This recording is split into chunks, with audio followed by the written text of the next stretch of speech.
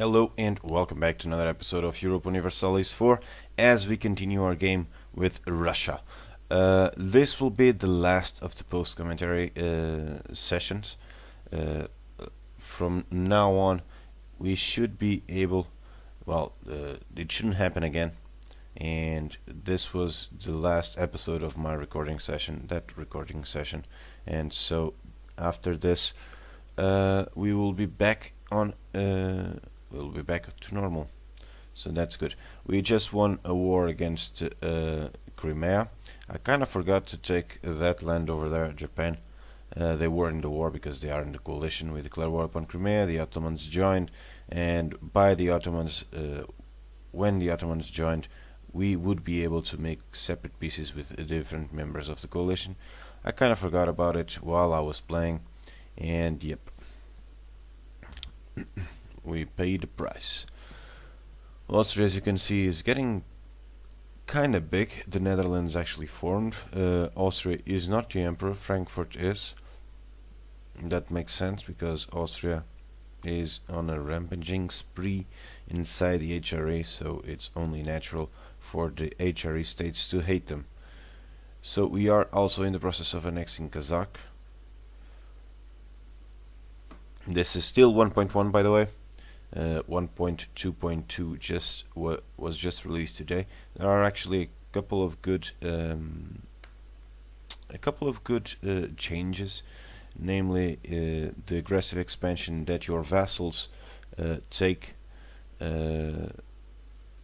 from your expansion is reduced to 25% or 20%, something like that, which is good because it didn't made any sense since they were in our side that we would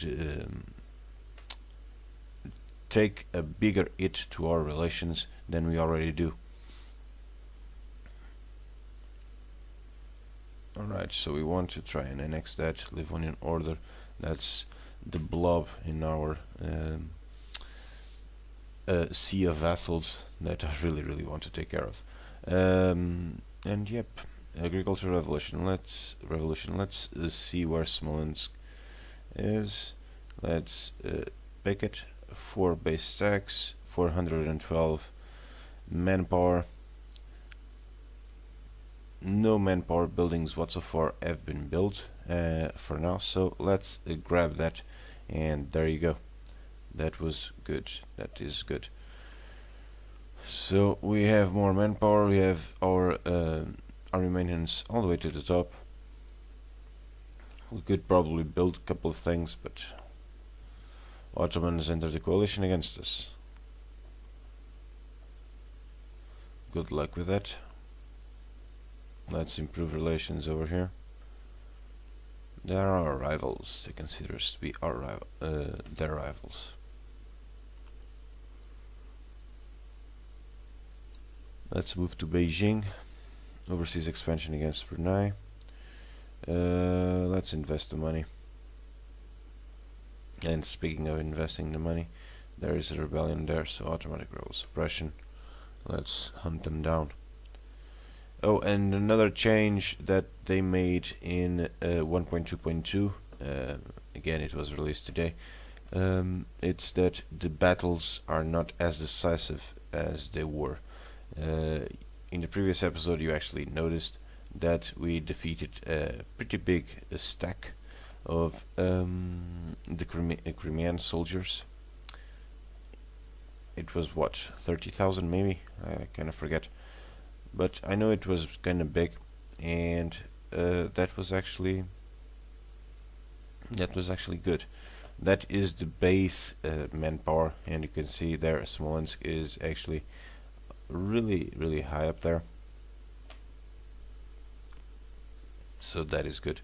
Base 7, base factor 0.033, manpower efficiency, and there are a lot. We have a lot of manpower as Russia. We do have a lot of manpower, which we will need when we start playing again with the newest patch, which we are required to do because we are playing Ironman, and in Ironman we always need to get the same checksum and the same and the same version, the up-to-date version. We need it, otherwise we will get a warning that the game is not up to date, so we cannot play Ironman, which is kind of sucks. I really wish they would make Ironman available for every kind of game, even if it was just local. The save game, even if the save game was just local. I really wish they would do it, because that way we'll be able to play mods and the like with Ironman on. We got a lot of Casus Belli apparently. Yeah, that's fine. Let's declare war. Austria will not join. Well, that's fine. We don't need it anyway. So Shun is the war leader. Zhu actually joined in as well. So let's get this going like so. Those armies will siege Liaoxi and that province up there. I'm going to take that province, siege 1, and this guy siege 1 as well. We actually have better siege guys. The first one right there, that's a really good general. And nope, not that one. That's fine. We already have one army there, so next we might actually be able to get it. This guy is not bad. 3331. It's actually not bad. Alright, so we are sieging the provinces. We'll siege these provinces first, and then we will try and take care of Shun there. And Zhu actually has a 22,000 men army. That's fine. They will be able to defeat our vassals, but oh well. Again, this is 1.1. The vassals stay with us. Point them. The vassals fight on their own. There are a couple of actually a lot of people on the forums complaining that the vassals have been reduced to puppets, more or less. They have to babysit them. They have to send an army there so they can attach, and they don't do anything by themselves. That's kinda true. We really do have to babysit the vassals, but the way that I play the game, that I think is how it was meant to be played, it's not actually all that hard to control them, because I don't. For instance, if you had a front, and before that front, let me try this again. You went deep into enemy territory, and that would be your front right there. But you would siege the provinces behind you'll try and carpet siege, which means you'll leave enough men to siege, but not an entire army. As it is right now with the attrition, you will take attrition you'll take attrition in every province that you are sieging, 1% minimum. It's actually a bad move, in my opinion. It's actually a bad move to siege many provinces and at the same time. You see this right now in 1.1.2 should not happen. The battle should be undecided for a little bit. Well, the first battle should be undecided. They should be retreating. And by the way, the shattered retreat, not being able to see where they are going, is working as was designed. So that's actually something I don't like, but oh well. I understand. So yep, as I was saying, if you are sieging behind your front line, the vassals will attach themselves to those armies, because they are the closest army that you have, and then you will waste your vassal power by sieging those provinces, which is kind of a bummer. But oh well. Alright, so we won that battle. It was a definitive victory yet again. Let's move to Shanxi. Our vassals should be able to take care of that. and Orad actually went into. They have taken all those provinces from Shun by rebellion, which is awesome. That is awesome. Right, so we won that siege finally. It was about time. Let's do this and then move to eBay, Beijing. Yeah, that's fine. I'm not going to force march. There, we got up to them. Now we'll try and siege through those provinces and see what kind of peace deal we can make. We can actually make a peace deal right now. They won't accept this. We needed to go there, but we have no navy. And it's unlikely that the Japanese will let us march through their lands just to conquer Korea. It's very, very unlikely. Alright, this is 1st of January. If I was paying attention right now, I would check. Excuse me, right now I would check to see if we could take up already, but I'm not paying attention, so we will improve relations with Nogai. I want to block off the Ottomans from getting into Asia. You see there they have quite a bit of a hold in Persia. I do not like that. Do not like that one bit, so we are going to try and take the Timurids on. Not sure if it will be in the next episode, but we will try and take them on. Yemen has revolted. Overseas expansion against Pango. Yep, that is Yemen. Yeah, you've done best. Apparently, I didn't notice that that province was named Yemen. Ugh. Alright, I want to siege that province over there so we can get a border with Ming. Let's take up 3 years. Oh no. 1660, that's not too bad. 390, that's good. This one is still 3 years ahead. We might actually need to take up soon. But we will see. Let's build the temples first. Constables. There. Now forts. 4 forts. We can build 4 forts. And now we'll build level 3 forts. Actually, first level 4 there. Level 5. We actually can build a level 5 there.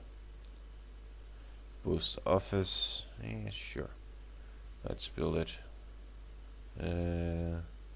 College.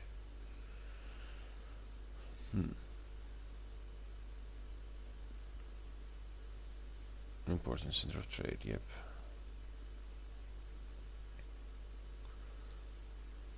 Alright. We can actually build more temples though. Armory, yep. Let's build a couple more armories. There we go.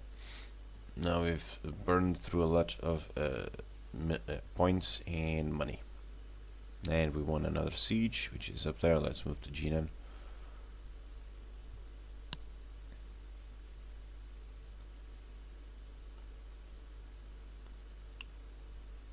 Trading in fur.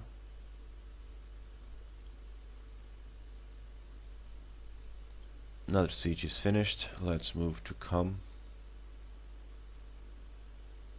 This is supposed to be Tibet land, but well, apparently they lost. Shun Tibet, yep. Yep, and Ming actually has a couple of provinces that should be Tibet provinces. Right, Sweden, Dake feud, yeah. Alright, this is going well. This war is going well. Brilliant diplomat, let's get diplomatic relations. 29,000 men there. Well, not anymore. No, we will not accept the alliance from Bohemia.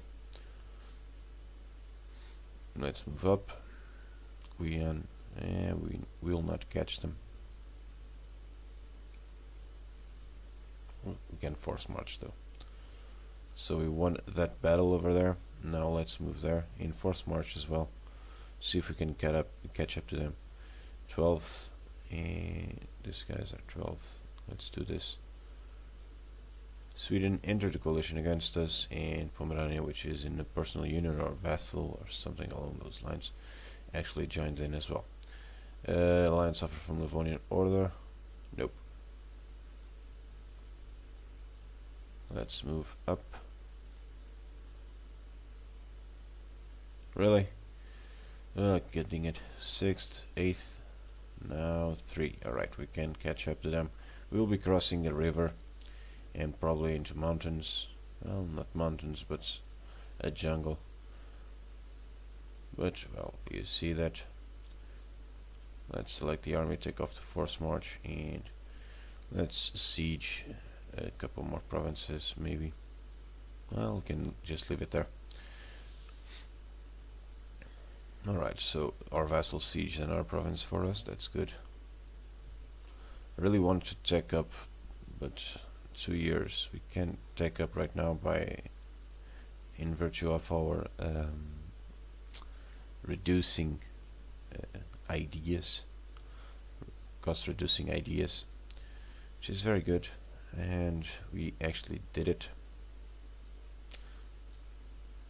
Imagine Russia being Protestant. Imagine. That could be a heck, and I do really mean a heck of a country, because you would take a lot, and I really do mean a lot of you would take a lot of spare points, because, well, the Protestant reduces the cost of ideas to 360, and, well, by the fact that you are Russia, you'll probably take innovative, and maybe even, well, the last Russian idea, which gives a discount in technology. So that's actually very good. It could be terrific if we could pull that off. It might actually be doable, but not sure. We cannot vassalize them, which is a bummer, because they are not of our group, our religious group. Crimea left the coalition. That's good. Could actually declare war upon Crimea. Right, next.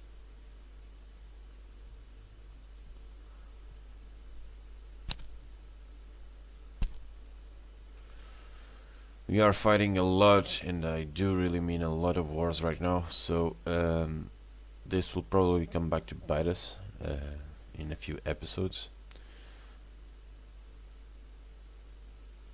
Let's take that and that. We can take it, Korea and that province there. But I would really prefer if we could make the peace deal with Korea first. Oh, that is really expensive.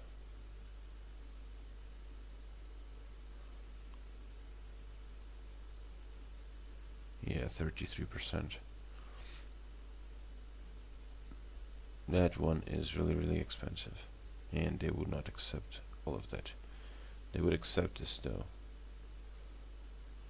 but that way up there it stays the same.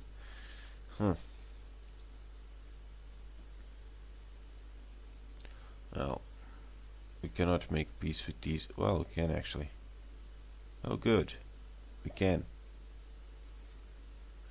Might actually do it like this then.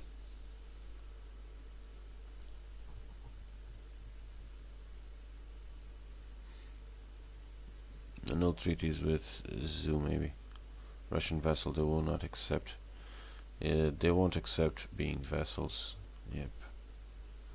Which is a bummer. It could really help out if we could vassalize them like that. But we cannot, so let's just take Liaoxi. And take money and not transfer trade power, they won't accept. If I was making the peace right now, I would make annul treaties with Zoo, not Shun, but Zoo. So that is done. Let's convert. Actually, I didn't convert. Military access from Manchu, nope. For happened to us overseas expansion against Orissa. Let's move there. That province is being sieged. We have overextension already.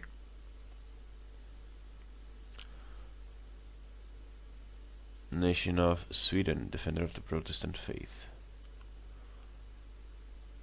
There are 4 more provinces, 5 if we count that one down there. 5 more provinces that we need to occupy to get 100% war score. We'll not accept that peace. We want to make the peace ourselves. Liaoshi, that costs a lot, though. Look at that.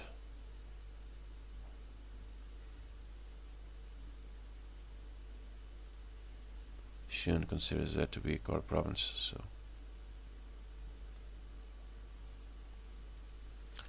that's a bummer. Alright, now if that fortress would fall anytime now, thank you. Let's move down to crush that army. We could actually move over there to that province, isolated by Ming and Zhou, because we are fighting Zhou, so we could move there.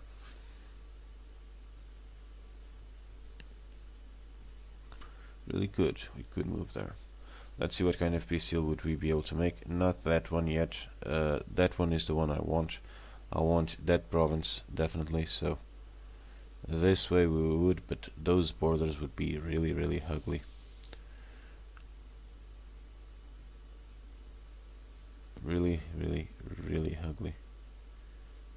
Ugh. Damn it. If it was right now, I would not make this peace deal, I tell you. Shouldn't accept it, and look at the overextension. Through 200%. 200%. Now let's convert. First and foremost, I want to convert these 2 so we can sell them to Orat Ord as fast as possible to reduce the overextension. Now, this is pretty much it from this episode right now. We will not core those provinces, I think, but we'll see in the next one.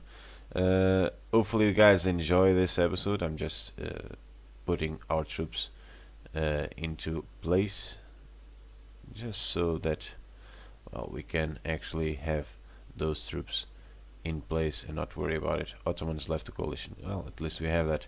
Zhou joined in, Ottomans joined out, left, so that's good. So thank you guys again so much for watching. If you guys did enjoy this, please consider giving it a thumbs up. It really helps out the channel a lot, and I'll see you guys next time. So until then, do take care and goodbye.